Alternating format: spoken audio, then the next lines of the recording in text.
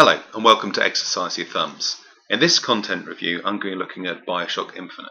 Like Tomb Raider, it's been released in the last 4 or 5 weeks and it's going to be in the public eye because it's a big budget game.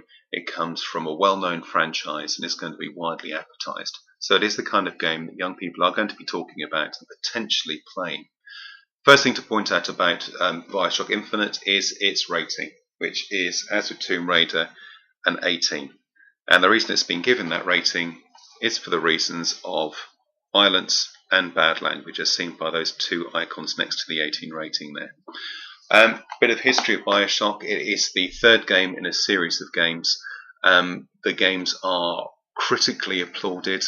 They've won hundreds of awards. And they are well known for very effective, very direct, very adult storytelling throughout the plots. And Bioshock Infinite is no exception.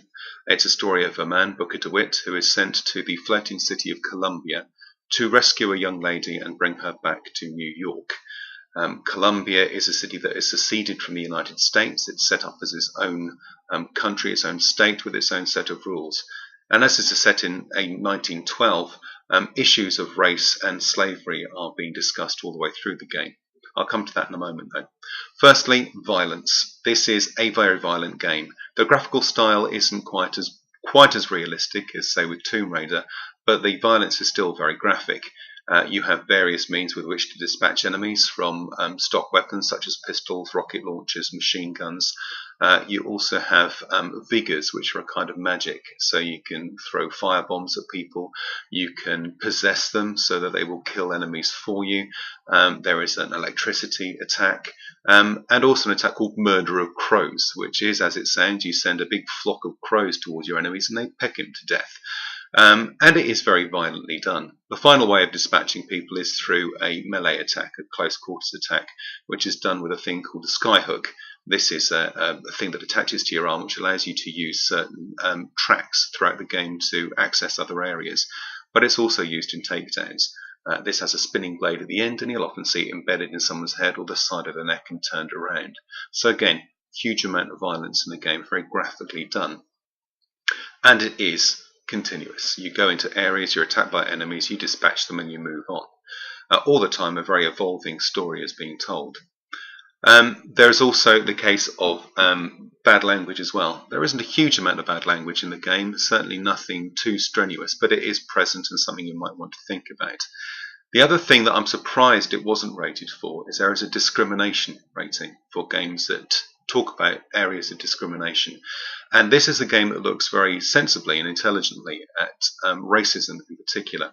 Within Columbia, this floating city, blacks, the Irish and the Chinese are seen very much as an underclass, a slave class, and are treated as such.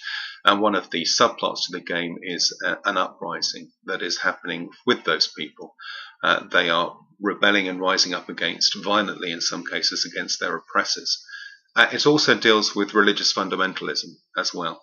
The lead bad guy, if you like, is a religious zealot who is absolutely righteous and believes that all of the things that he's doing is in for the greater good, even the fact that ultimately he's intending to attack and destroy the United States and rule it as a sovereign state. It deals with these adult themes very seriously and very sensibly through excellent voice acting and a very involving and adult plot. So that's another thing to take into consideration. Not only, like in Tomb Raider, is there a lot of violence in there, there's an emotional violence to the game as well.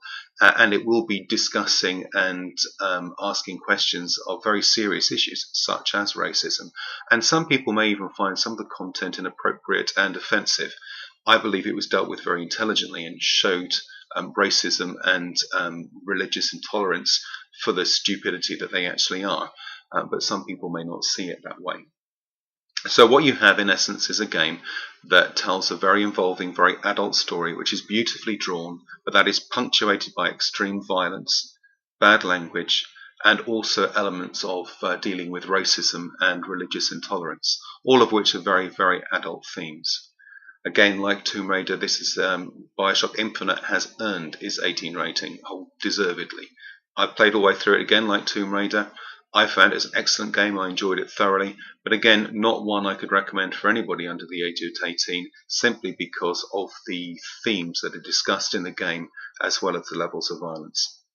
As always, I will put some links to gameplay and videos underneath the blog on the website and also in the description of the YouTube video. If you have any questions, you can use the Contact Us page on the website, or you can leave comments in the notes of the YouTube video. Once again, thank you very much for listening, and I'll speak to you soon.